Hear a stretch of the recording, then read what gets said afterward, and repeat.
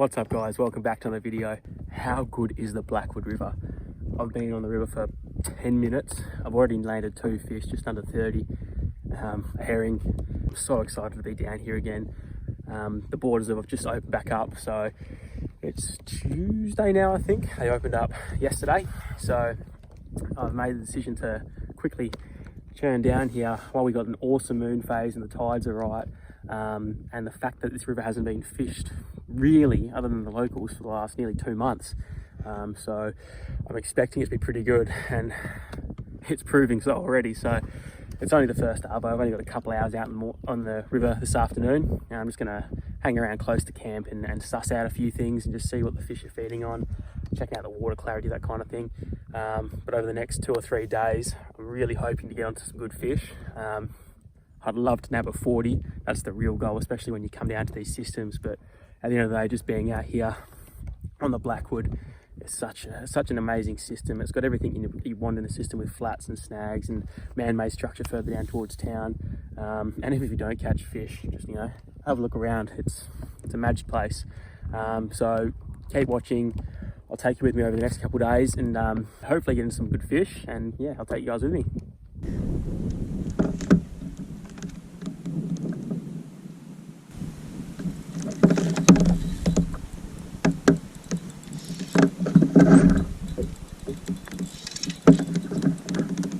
To start. I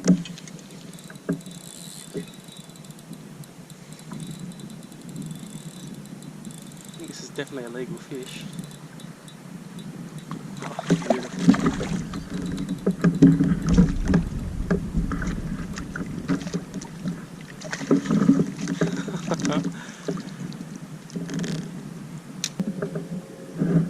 So I think that was about the 3rd cast of the day,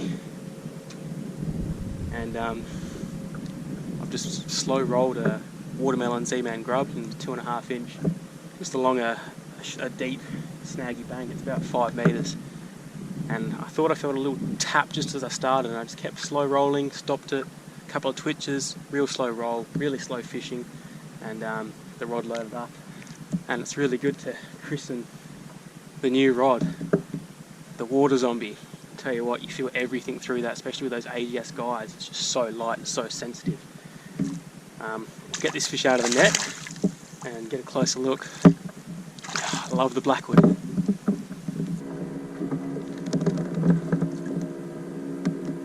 that live well's not too loud, but that's the fish. It's probably only about 28 tipper, but I'm so happy.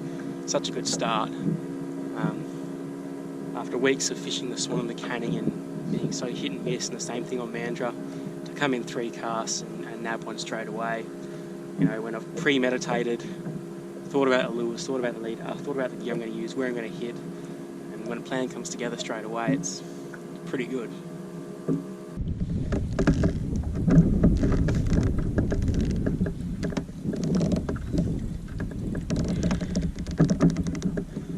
I'll just whack number 2.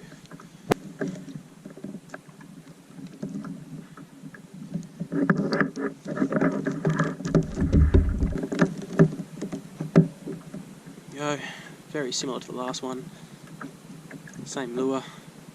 It's the Z-Man watermelon grub with the 1/16 jig head. It's a little bit light. I was actually thinking of fishing sand flats and drop-offs as the tide goes out, but there's snags on the way, so I may as well flicker them in. It's working out okay so far.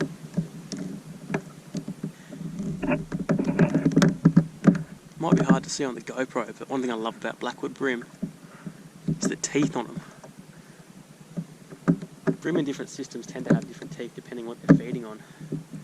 These guys have some real sharp teeth, smashing things like baitfish and crabs. God, I literally turned it off, and I put in a bit of a suicide cast into this tree right in front of me, and I turned the handle about 2 times, and he inhaled it. I was a bit lucky he wasn't bigger there, because I was struggling to reach for the camera button, and they probably would have dusted me otherwise. But I reckon I've got a trio of fish of the exact same size. You can see jig head, same plastic,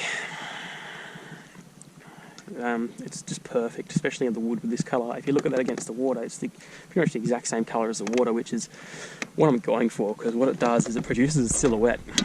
And you know, I'm not convinced, but I'm sure fish do see colour. But I think in more situations, it's more effective having a really good silhouette. So that colour, if it matches the water, it really has a good silhouette. Or if it's a really dark colour or blocked out colour.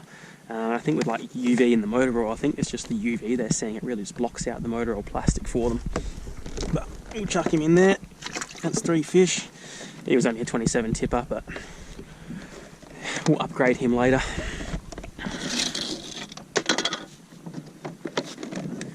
Oh, well, I might leave the camera on and try and get a hook up. Because it seems whenever I turn it off, the fish come around.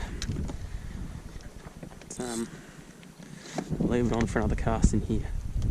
Well, they must be burning some green stuff over there, because that is smoking like nothing else. So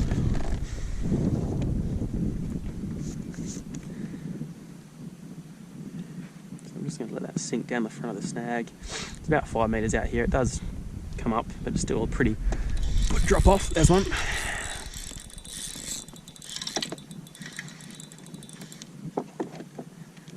Only a rat, but I like that. Talk myself into a fish.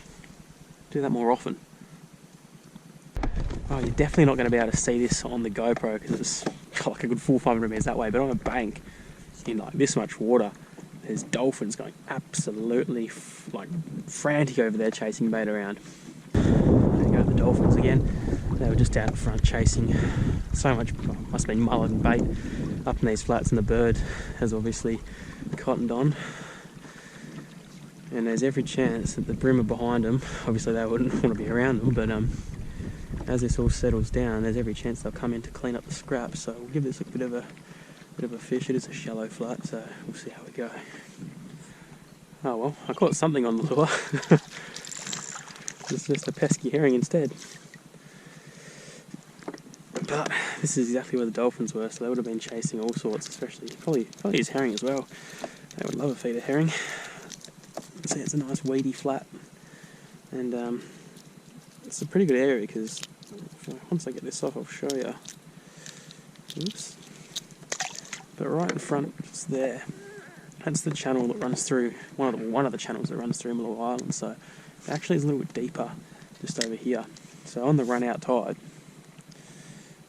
you would expect that to be a pretty effective area and somewhere the fish would sit just to cop an easy feed and put their nose into the current. Right, so I've just been fishing the shallow side along some drop offs and flats and stuff. Dropped one fish, but as you can just see, I'm just going to move to the other side now where I know it's deeper. Same sort of snags, like all the dead tea trees that I was fishing further up when I bagged half a dozen fish within 20 minutes. So really, the saying goes, don't leave fish to find fish, which is true. But this afternoon isn't really about catching a lot of fish for me. It's just about more so a process of elimination, like when you're doing a pre-fish. It's not necessarily about finding fish. It's about not finding fish, because you know what areas to cross off or areas to visit on sort of a different part of a tide or a wind or whatever. So it seems to be a bit of a pattern emerging. So I'll keep going, and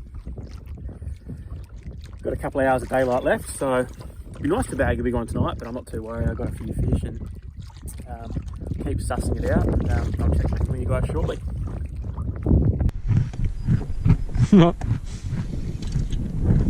I just cast out and I was having a snack break. Just ducked my hand in a bag of shapes while I was having a lure sink, and just got smashed off the bottom. You can see on the sounder there's a carpet of fish. It literally didn't do a thing. It was just sinking down while I was scoffing my face, and he's just picked it up. Good thing I had my hand on the rod, because that would have been very unfortunate if it had gone over the side. I would have been very upset. Right, that is the classic have something to eat, get a fish trick. I've just been filming for the last 20 minutes. what I thought I was filming. Just landed some really nice fish on the on the paddle prawn. Did some underwater shots, a bit of talk to camera. Turns out GoPros don't film on low battery at 1%. They just give you the low battery message. But when it's in a rig like that, you can't see that and it doesn't start recording. So I've just been talking to myself.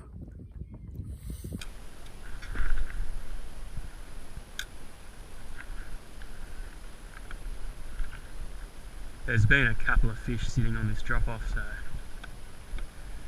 I'm on to my last legs of my old Hero 3 battery. I filled the SD card on the 5 and drained the battery on that one, so hopefully this camera can hold on if I get a good fish.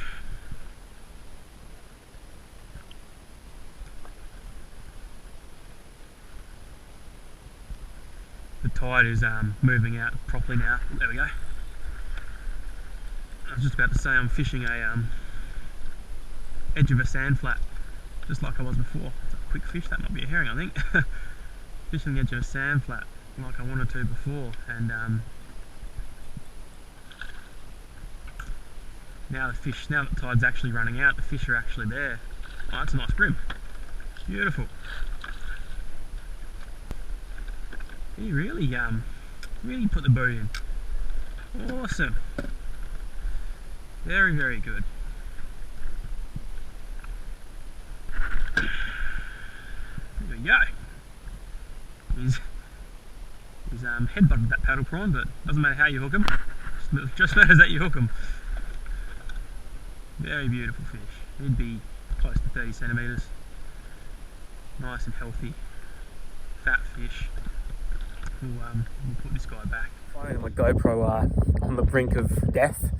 So unless something really spectacular happens, I'll probably stop filming now. Save a little bit of battery just in case something does happen. And I'll see you guys bright and early tomorrow morning. So I said I'd turn the camera back on if something good happened. Something good's happened. I got a pretty solid fish here. Beautiful dark fish. I've got him in the net there. I'm actually really lucky to have him actually. He's not hooked in the mouth. I'll just show you. Look at that, the golden bronze flanks of that thing. I've actually, he's gone to eat it, but he's missed it and got him in just under the chin. But you know what? I'll take that. I've been waiting for a good fish all afternoon. As soon as he hit it as well, bait just went everywhere. That's the first bit of bait I've actually seen. So, mate, I'm stoked. I'm really stoked. Such a good fish. We'll get a measure on it, see what it goes. Ended up going close to 37, which is a pretty good fish. It was so fat, and the coloration of that thing was just unreal. The fish down here, they fight so hard, and they have a really dark color. They're absolutely gorgeous fish. It's a really good way to end the day. The sun's literally just about to set behind me, so I've got probably 5 or 10 minutes of fishing. If I catch anything, I'll obviously flick the camera on and let you know, but I'll definitely see you guys tomorrow morning. I can't wait.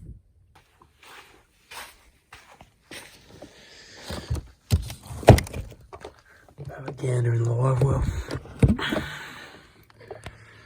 A few fish in there, one pretty damn good one. Another one hiding under there.